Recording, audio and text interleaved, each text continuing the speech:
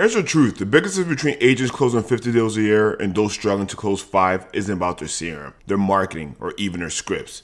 It's how they think. So in this video today, I'm going to show you exactly how top producers think differently from average agents, their mindset shift that separate closers from quitters. And if you stick around with me to the end, I'll give you a free tool that helps you build these habits into your daily routine so you can start thinking like a top producer right away. So the first section we're going to talk about is the long-term versus short-term thinking. So average agents, what they do is they chase the next deal. They're always worried about this month's closing. They're trying to figure out like how I'm going to get the next deal. Their very desperation creates burnout and bad decisions. And they just do things that is not what you need to do as an average agent, like commission breath. They're pushing clients into things so they get the next check, and they're treating it as transactions instead of treating it as building relationships for them to get future business.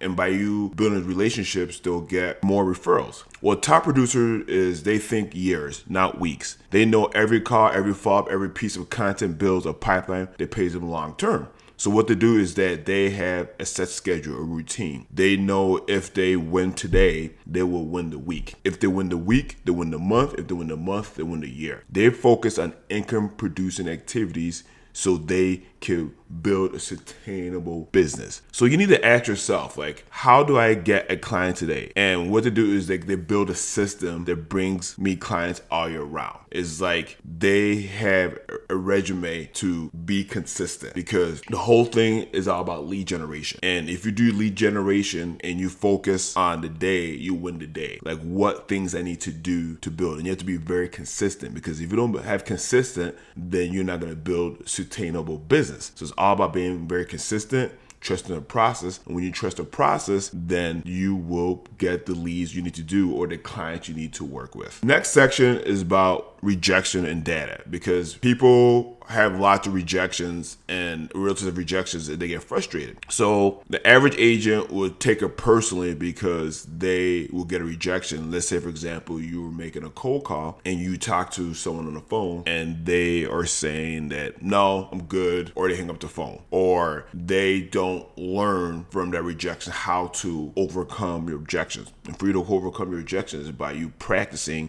and knowing what to say to that person on the phone. What top producers do is they treat every rejection like a feedback. And no just means not yet, or not just not the right fit, or not today. Every no is one step closer to a yes. They don't let it crush them, or they sharpen their skills. So for example, going back to cold calling. You calling someone and you talking to them on the phone and they are expired listing, and you call them and they were saying like, hey, I'm good, I am okay. Or you talk to another person and you dig deeper and like, hey, I am not ready to sell my home right now, but maybe in the future. And what a top producer agent would do is that they'll find their pain points. What they'll do is like, all right, they're not ready today, and they'll ask them something like this. All right, Mr. and Mrs. Seller, I know you're not ready, but would it be okay for me to follow you time to time down the line to see if you're ready? And of course, majority of them are going to say yes. So, or they might hear something on the phone that they don't know how to overcome. And what they're going to do is that they are going to find a way how to overcome that objection, or practice their scripts, or role play. And this is what top producers do. They're like, all right, this person says no, but not be forever. Or how can I find their pain points? Or what can I do to turn this no to yes? Or how can I build on my skill set for me to help that person whom I want to sell the home in the future? Number 3 thing is time is currency. So the average agents, they confuse being busy by being productive. They spend hours with their logo because they think that makes it busy. Maybe they organize their desk, they scroll through social media, they avoid the hard stuff like prospecting, or they have something on their calendar like doing laundry, meeting a friend for coffee, or not doing things they need to do for them to produce results. As I said, income producing activities. Top producer, they're very diligent with their time. They find ways how to create opportunities. They stick with their calendar, like time blocking. Like they protect the mornings for prospecting. And if they have to do a thumbnail, for example, and if the thumbnail is $5, they're going to waste hours of their time doing a $5 thumbnail, or 10 or 20. They're going to delegate to someone, for example, Fiverr, for them to build that thumbnail. What they do is they're protecting their time. They're like, all right, I'm going to utilize my time, find income producing activities. And this is very important as a top producer, is that you want to find things that's going to move the needle closer to your goals. Like, you don't want to be the average agent. It just doesn't have a set schedule. Or they wake up in the morning like, well, I'm just going to just do this today and hope it works out. Like, and that's not how it's going to help you get to your goals and dreams. Like, you want to have a set schedule. You want to block your time.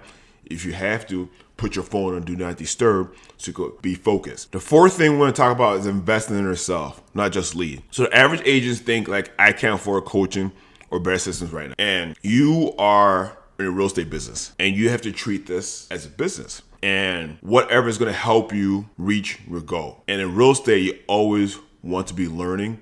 You always want to invest in yourself to be the best. And what top producers want to do is like, if I invest $1,000 into a skill or a system that makes me $50,000 a year, that's not expense, that's a profit. They don't wait until they make it to investment into themselves. They invest it to make it. So that's what's very, very important. A top producer is that you need to find tools to invest yourself. If it's masterminds or learning tools, whatever you could invest to be the best, and whatever agents would be doing, like, all right, it's like, I don't need this, or maybe I could push this in the side, or they'll find so many excuses to not invest in themselves, and they're seeing why their business is affected.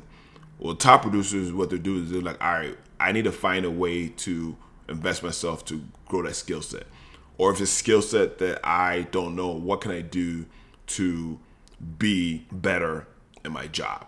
Or they'll find a way to get that money to invest in themselves to be better at their job.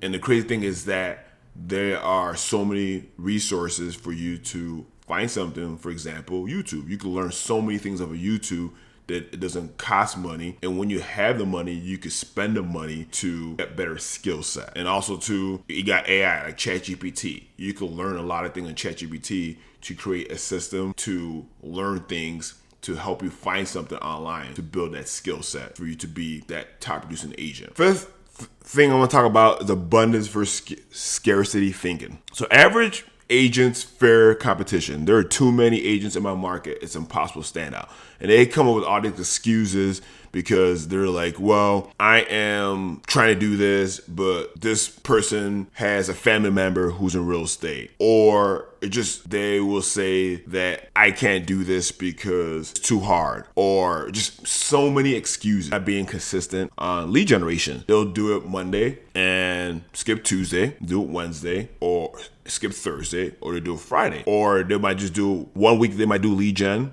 Or next week, we might do lead gen. Or they have so many shiny object syndrome, they will work on something, and after a month, they'll give up because they'll hear something like, oh, you could produce leads, or they buy leads, or they just jump around. Instead of like trusting the process and stick it, and believe in yourself, like, I'm going to do whatever I need to do to make this happen. What top producers do is that they know there are deals out there that they could close. And what to do is that they will collaborate with other agents to figure out like what's working or what's not working. Or they will read, or they will find time for them to sharpen their skills. And they know that, all right, yes, this is a very challenging market. What are things that I could do to build my skill set? What are things that I could do that other agents are not willing to do? And right now in today's market, I'm talking to you like we're in 2025. And yes, it's a very, very challenging market. And there are a lot of agents who are struggling in today's market. But for you to be that top producer or be the agent, like, you have to think in your head, like, what are things that I could do